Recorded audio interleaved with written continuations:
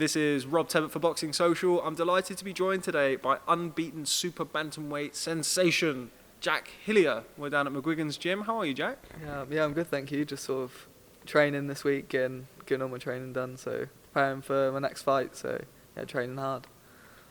You're unbeaten with a princely record of 1-0.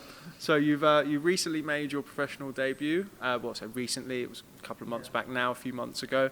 Just tell our viewers who maybe haven't heard of the wondrous Jack Hillier, just a little bit about yourself, your backstory, and how you came to boxing, as it were. Funnily enough, I started boxing when I was 10 when I started, but I started to strengthen up for football because I was always like the smallest kid around, and I sort of just did it to put a bit of muscle on, start with football, but I just fell in love with it, to be honest. So, and I ended up stopping with the football, carrying on with the boxing, and then I had like a good amateur career, fought for many years until I turned pro this summer. So yeah, I've been at it for a long time, and then I had my debut June the 16th, and that went well, won every round, so that's all I could have done, so happy with that. How old are you? Forgive me for saying it, but you said you started boxing at 10. You don't look much older than that now. You're a very baby-faced assassin. How old are you? I just turned 21 in July, actually, so I mean, I look young for my age, to be honest. But yeah, I've just turned 21, so. Now, you're from Southampton, is that correct? Yeah, Southampton, West End Village in Southampton, so. Shout out West End Village. Putting that out there, making sure everybody sees that. Tell me a little bit about life in Southampton, growing up, and sort of your pathway to boxing at age 10. I mean, as somebody who didn't, I don't box. I mean, I know it would be shocking by the look of me. I mean, I never went to the gym at 9, 10 years old. What led you to doing that? You've already told me, actually, your football. Probably cut that. What about joining the gym at 10 did you love? I mean, you said you initially did it, you got the bug. I mean, what was that? It was almost like boxing gyms sort of run like families, to be honest. Like everyone gets, you're friends with everyone looks after each other, and yeah, you sort of, I just love to do it, to be honest. Like, you all get on with each other. It's almost like it's like a social club as well as you're doing your boxing. You can focus on yourself, focus on your sparring, and just improving yourself. So, yeah. I probably could have done with some of that when I was younger. But yes, so your pathway through your amateur career, you're somebody who you boxed as an amateur. Just tell us a little bit about your background in the amateur sport. I started off boxing at a club called Millbank when I had my first fight when I was 11. I lost, unfortunately. But I boxed there for a while, and then I moved to Titchfield Boxing Club when I think I was 12. And then I had a few fights for them, and then I sort of had around 6 months to a year out, and then I joined Southampton Amateur Boxing Club with Gary White, and he coached me from there. I just improved from there, really, and I sort of was still playing football at the time. And then I sort of quit football I think the season I was 15 years old, I quit football and just went ahead with the boxing. I won the junior ABAs that year and then went out to the junior world championships, and it just sort of all went from there. It sort of like went from 0 to 100 like straight away, and it was just sort of unbelievable. I just took it from there, really. What was that like for you, that kind of making it about, this is what I'm going to do, having that decision in your head at 15, 16, that this is what you want, boxing? I mean, what gave you that feeling? What made you take that choice? To be honest, I'm not really sure. I like doing it more than football, to be honest. Like, and I loved boxing. That was always my hobby. And I just, funny enough, I was good enough at it to do it to a high level. So, yeah, my parents pushed me on to do it as well as that. So, yeah, I just love doing it, to be honest. That's something that we spoke about off camera. Lovely, clean-cut young man as yourself, very well spoken. You also went to university, is that right? Yes. Yeah, I got just graduated this summer from Southampton Solent, where I'm from in Southampton, and I did sport and physical education there. So I'm glad to sort of get it over and done with, because that was tough. Like, whilst I was still an amateur, I was having to do all my essays, as well as I was boxing at the weekend, and I was having to do essays like all in between. So yeah, sort of glad to get that out of the way. And I'm happy I got that to always fall back on, but hopefully that's never going to be needed. So I mean, it's not the convention. I mean, I say that it's not the conventional way of making your way in boxing, but it seems like more fighters who I speak to these days do have like that academic background. I was speaking to Josh Pritchard a couple of weeks ago. He's the same. Not do you ever worry, because that's not the right word or the right expression, but when the going gets tough, I mean, you always hear about Roberto Duran starving for days on the street, and you know, fighters from the Midwest in America. Does that matter at all? Do you think that plays any part? I wouldn't say so, to be honest. I mean, it's just if you want it really, and you still got to put in the same amount of hard work as they do, but it's just different. Sorry, I just lost my words. I don't even know what I'm trying to say anymore. This will get cut out, right? Yeah. This is fine. You're new to this. It's fine. It's no problem. What was I saying?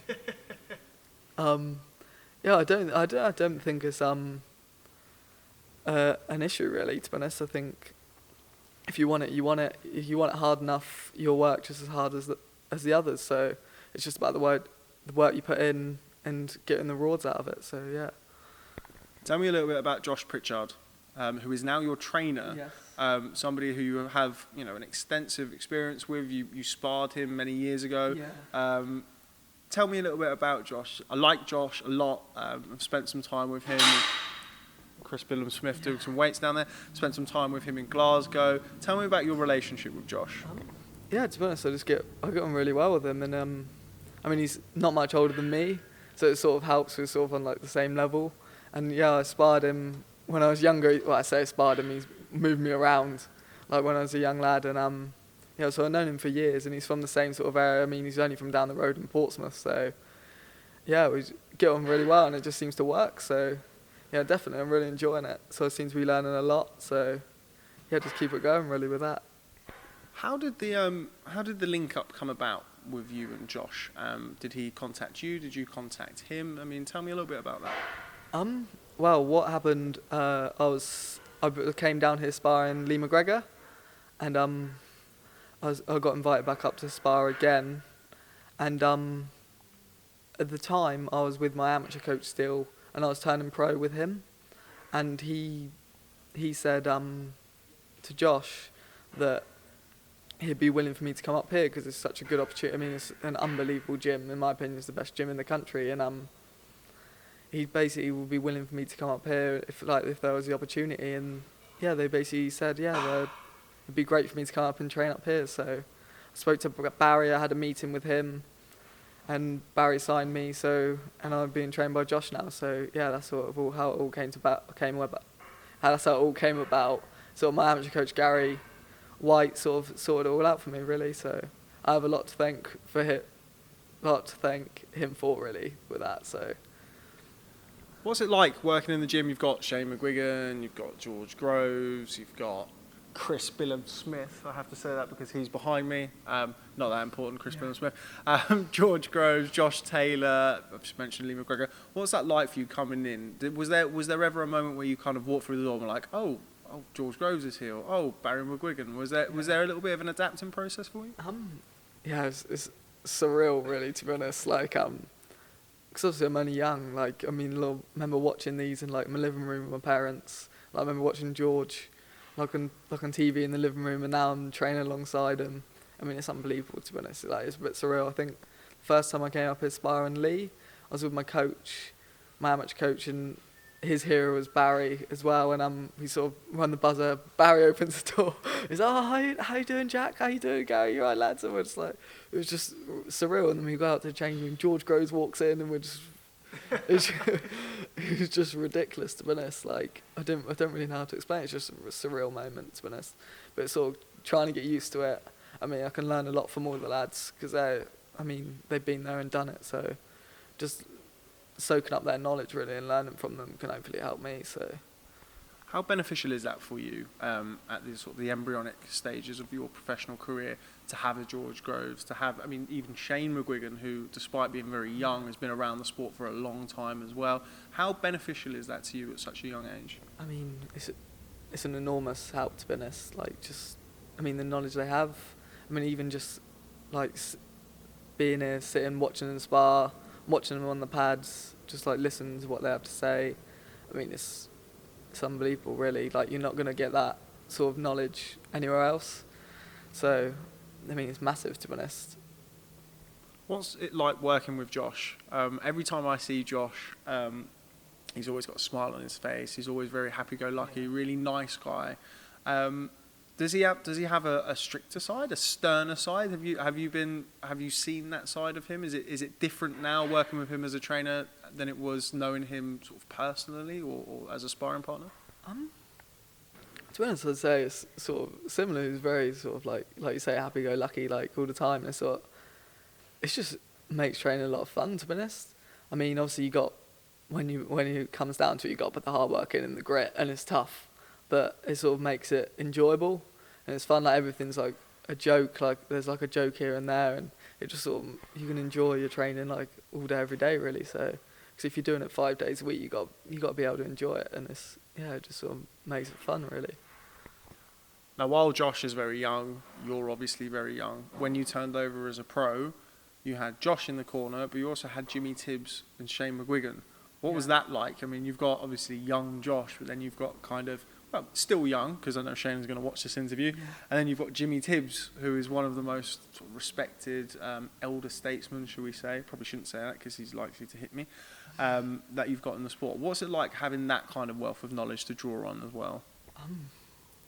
It was crazy, to be honest. I don't know any other words to explain it. It was just unbelievable, really. You don't really picture that when you're younger. I mean, having your profile, you don't think who you're going to have in your corner. I mean, it's unbelievable. Like, it's just a great experience to have them in my corner. I mean, it's only my first fight, and just to have them there was unbelievable, really. So it sort of made the experience much more than it was. So yeah, it was unbelievable, to be honest. You strike me as somebody who is, again, not the right word, but I was going to say, overwhelmed is not the right word, but like soaking it in. I mean, you've got a beaming smile on your face and seeing all of this around you. Where do you see yourself going? Where do you see yourself working in the immediate future? As I understand it, that you're going to be boxing very soon on, I think, September. Is it? Are you going to be boxing? September the 15th. What's the immediate plans after that? Are you looking to take it slow in your career? Are you looking at pushing forward? I mean, what's the plans? I mean, to be honest, it's not. I don't really have any plans. I mean, I'd like to go as far as I possibly can in the sport, but it's down to sort of Barry and Jake and Josh and everyone around that sort of where I go from here. So sort of they make decisions and I just sort of go with that, to be honest. So whatever they want me to do, I'll do it. So yeah. Okay, well, lastly, and this has been a better interview than I'm sure that you're thinking in your head it is. Yeah, I'm not sure it's going great. It's no problem. Just lastly, give fans and give viewers of Boxing Social a message for coming to watch Jack Hillier or following Jack Hillier's career as you move forward.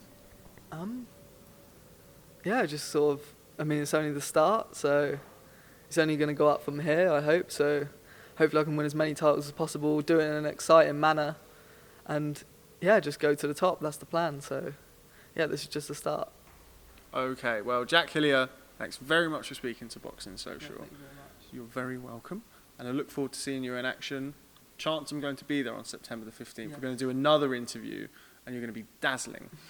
Yeah, that'd be great. I'm looking forward to it. Hopefully after a win. So yeah, definitely. Okay, fantastic. Well, Jack, thanks very much for speaking to Boxing Social. Look forward to catching up with you soon. Thank you very much. Cheers. Well done, mate.